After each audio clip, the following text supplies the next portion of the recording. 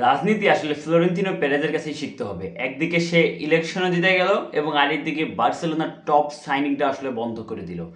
নির্বাচন জিতার আগে ফ্লোরেন্তিনো পেরেজের আসলে একটা টপ সাইনিং বা গ্যালাকটিকো সাইনিং বা আকর্ষণীয় কিছু বলার দরকার ছিল, যাতে তার হাইপটা আসলে নির্বাচনে আরও বাইরে যায়। এবং সে এই জিনিসটার পিছনে একটা জিনিস ভালো করেই দল জানতো, যে তার দলের আসলে গ্যালাকটিকো সাইনিংয়ের কোনো প্রয়োজন নাই। এবং সে আসলে যখন এই জিনিসটা দেখলো, তখন সে মার্কেটে দেখতে পেল আলভারেজকে, যার জন্য বার্সেলোনা এর আগেই আসলে 120 মিলিয়ন আসলে প্রস্তাব করার একটা প্রস্তুতি নিচ্ছিল। এই মুহূর্তে ফ্লোরেন্তিনো পেরেজ তখন একটা ঘোষণা দিয়ে বললো যে সে 150 মিলিয়নে একটা বিড করবে ইউরোপের টপ প্লেয়ার গ্যালাকটিকো সাইনিং। এবং সে এটা চিন্তা করে আসলে বিড করার কথা চিন্তা করছিল, যে এটা আসলে অ্যাটলেটিকো মাদ্রিদ রিজেক্ট করে দিবে। কারণ অ্যাটলেটি এবং রিয়াল মাদ্রিদের মধ্যে সম্পর্কের কথা সবাই জানে, এবং অ্যাটলেটি আসলে আলভারেজকে ঘিরে একটা প্রজেক্ট তৈরি করতেছে তাদের সামনে আগানোর। সো তারা আসলে আলভারেজকে এত সহজে বেচতে চাইবে না। সো রিয়াল মাদ্রিদের প্রেসিডেন্ট সেই চিন্তা করে সেই ইলেকশন জিতে গেল। এবং এদিকে 150 মিলিয়ন সে যখন বিড করলো, অ্যাটলিস্ট তো মানা করে দিবে, এটাই স্বাভাবিক। এবং তার আসলে সেই ইলেকশনে জিতা হয়ে গেল। তার আসলে গ্যালাকটিকো সাইনিং করা লাগলো না। এই গ্যালাকটিকো সাইনিং যে ফ্লোরেন্তিনো পেরেজ করবে না, এটা আসলে আমি ভালো করেই জানতাম। কারণ এই এডেন হ্যাজার্ডকে কেনার পরে তার আসলে এই টপ দাম দিয়ে 120, 30, 50 বা 200 মিলিয়ন সাইনিংয়ের উপর থেকে তার আসলে বিশ্বাসটাই উঠে গেছে আমার মতে। সে আসলে এখন আর ওই টাইপের গ্যালাকটিকো সাইনিং করতে চায় না। এবং আমার মতে রিয়াল মাদ্রিদ এখন অলরেডি গ্যালাকটিকো টিম, এখানে আর কোনো গ্যালাকটিকো সাইনিংয়ের দরকার নাই। এখন বলতে পারেন ভাই, রিয়াল মাদ্রিদের টেম্পো কন্ট্রোলার মিডের এবং রাইট উইঙ্গার আসলে কি হবে রাইট সাইডের। এবার সিজনে আমরা পুরোটা দেখতে পাচ্ছি রাইট সাইড দিয়ে অ্যাটাক হয় নাই, মিডে টেম্পো কন্ট্রোলার নাই। বাট আপনারা যদি এখন দেখেন রিয়াল মাদ্রিদের কোচকে, জোসে মরিনিও আসলে কোন ফুটবল খেলায়? জোসে মরিনিও কি tempo controlling position base football খেলায়? না। জোসে মরিনিওর ফুটবলিংটা কি? জোসে মরিনিওর ফুটবলটা ছিল ডিরেক্ট কাউন্টার অ্যাটাক। তার আসলে ডিফেন্স লাইন সলিড থাকবে। এবং তার টিম ছিল যদি আপনি রিয়াল মাদ্রিদের 11-12 সিজন, 10-11 সিজন জোসে মরিনিওর সেই এটা মনে রাখেন যে 100 পয়েন্টের লা লিগা জিতলো বা ওই সময়কার কথা, তাহলে জোসে মরিনিওর টিমটা ছিল ডিরেক্ট কাউন্টার অ্যাটাকের বেস্ট অ্যাটাক, ডিরেক্ট কাউন্টার অ্যাটাকে best team in the world ওই সময়। সো তার টিম আসলে কখনোই খুব বেশি পজিশন রেখে খেলে না ওই টাইমে। সো মরিনিও এই টিমটাকেও সেইভাবেই খেলাবে, এই টিমটাকে সে ডিরেক্ট কাউন্টার অ্যাটাকিং ফুটবল খেলাবে, যে এই টিমে আসলে টেম্পো কন্ট্রোলের খুব বেশি দরকার নাই। এবং আপনার মিডফিল্ডে যখন ফেদেরিকো ভালভার্দে, চুয়ামিনি, আর্দা গুলার, জুড বেলিংহামের মতো প্লেয়াররা আছে, তখন আপনার মিডিয়া আর কোনো সাইনিংয়ের দরকার নেই এবং নিকো বাজু আপনার চলে আসতে পারে। এখন বলতে পারেন ভাই, বুঝলাম আমরা টেম্পো কন্ট্রোলার লাগবে না, ডিরেক্ট কাউন্টারকে ফুটবল খেলবো, তাহলে আসলে ক্রিয়েটিভিটিটা কই?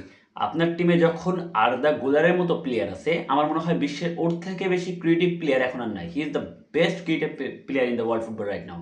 সো আপনার জুড বেলিংহাম ক্রিয়েটিভ প্লেয়ার আছে, আপনার আর্দা গুলার তো বেস্ট আছেই, তারপর আপনার অলরাউন্ডার ফেদেরিকো ভালভার্দে আছে, আপনার নাম্বার 6 চুয়ামিনি আছে, যে আমার মনে হয় বিশ্বের অন্যতম সেরা এখন, দি বেস্ট না হলে সে একটা ভালো প্লেয়ার।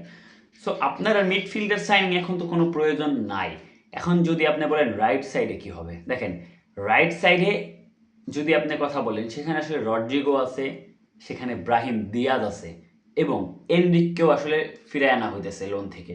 সো এনরিকো কিন্তু টপ নচ, এবং তাকে একটা রাইট সাইডে একটা রাইট উইং রোল দিয়ে বা রাইট সাইডে একটা রোল দিয়ে তাকে একটা নতুন কিছু ট্রাই করতেই পারে জোসে মরিনিও, সেটা আলাদা বিষয়।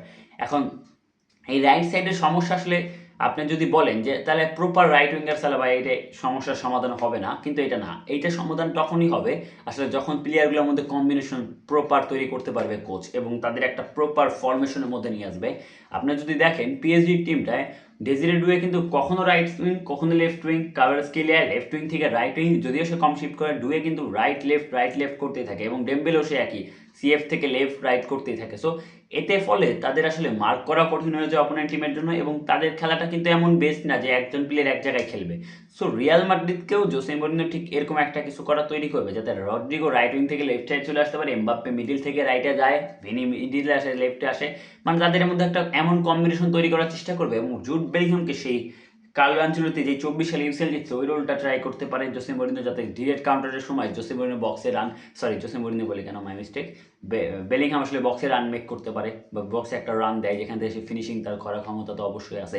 এবং আপনার ব্যাকআপ হিসেবে আপনি একটা কথা বললাম যে এনরিককে ট্রাই করতে পারে যেই রোলটায়, সেই রোলটা আসলে এনরিককে নিউ কিছু ট্রাই করতে পারে। এনরিক ফিরে আসতে, আর তার বল কন্ট্রোল, এনরিকের পাসিং ইজ সো আন্ডাররেটেড, এই বিষয়ে ধারণা আছে। আর আপনার প্রপার যদি রাইট উইঙ্গে লাগে, আপনার ব্রাহিম দিয়াজ আছে, এবং ব্রাহিম দিয়াজকে আসলে প্রপারলি ইউজ করলে আমার মনে হয় হি ইজ এ গুড মানে কোয়াইট গুড প্লেয়ার, তাকে আসলে খুব ভালোভাবেই একটা রাইট উইং রোলে তাকে রেগুলার খেলাইলে আমার মনে হয় সে ভালো গ্রো করবে। আর মাস্তান তুনো আছে, সে থাকবে নাকি তাকে লোনে দেওয়া হবে, এটা একটা জায়গা। সো আপনার আর্দা গুলার রাইট সাইডে খেলতে পারে, যদি কখনো ইনজুরি প্রবণতার সমস্যা হয় আর্দা গুলার অপশন আছে। সো এই টিমে আসলে খুব বেশি অ্যাটাকিং বা মিডফিল্ডারের দরকার নাই, সেটা পেরেজ ভালো করে জানতো। সে মিডফিল্ডার এবং অ্যাটাকিং সাইন এই সিজনে করবে না, যতই গ্যালাক্টিকো সাইনিং কথা বলুক।